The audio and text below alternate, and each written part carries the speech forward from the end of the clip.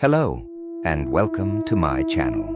Today, we have an exciting and wonderful story about the haunted house in San Jose. Before we begin, don't forget to like this video and subscribe. It's an honor to have you here. Now let's dive into the story. In the 1950s, the Morrison family was searching for a quiet, beautiful home to settle in San Jose, California. When they found what seemed like the perfect house, it looked as though it had come straight out of a fairy tale. An old brick building with a large garden and big windows letting in sunlight. But as the days went by, they would soon discover that this house hid stories of pain and horror within its walls. From the first night, something felt strange. Jessica, the mother, felt an unusual chill take over the house, despite the warm weather outside. That night, as she lay in bed, she heard light footsteps coming from the hallway that led to the bedrooms. She got up and went to check, but found nothing except darkness.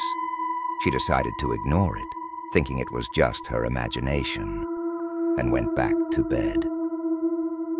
However, as days passed, things grew more mysterious.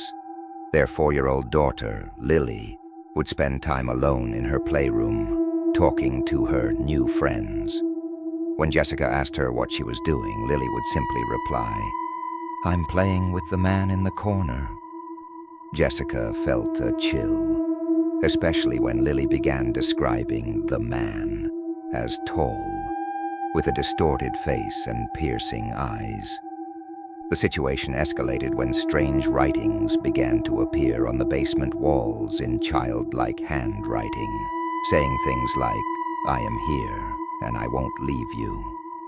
Jessica initially thought her children might have done it, but then she remembered the basement door was always locked, and the kids were never allowed down there alone.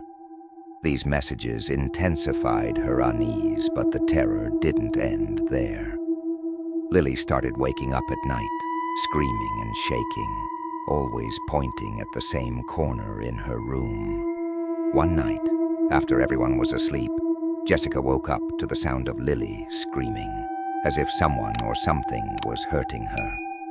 She rushed to her room and found her sitting on the floor, eyes closed, mumbling incomprehensible words.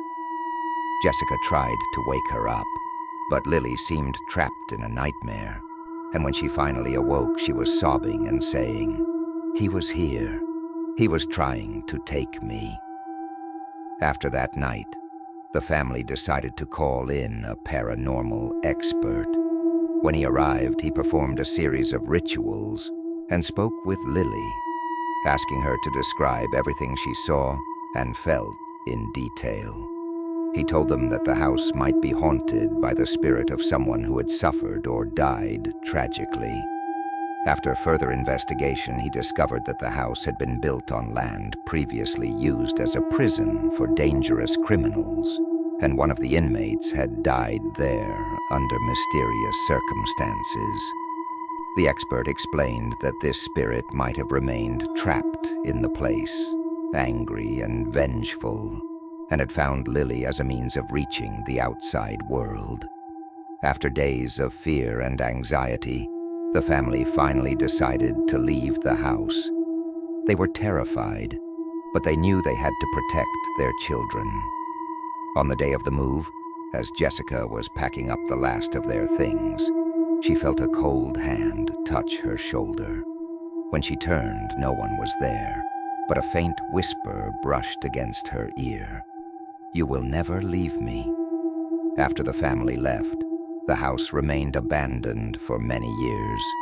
It became a kind of urban legend, passed down through stories, with neighbors occasionally reporting seeing strange lights and hearing screams in the middle of the night, as if the restless spirits were still waiting for a new family to open doors that were never fully closed.